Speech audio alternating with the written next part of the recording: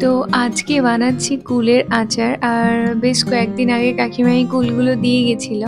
আর আমি যেহেতু ২-১ দিন ধরে অসুস্থ ছিলাম, তো তার জন্য কিছুই বানাতে পারিনি। আজকে কুলের আচারের জন্য নিয়েছি জিরে, গোটা লঙ্কা, ধনে। গোটা ধনে যদি থাকে খুব ভালো। আমার কাছে যেহেতু অ্যাভেলেবেল ছিল না, তো তার জন্য আমি এগুলো নিয়েছি।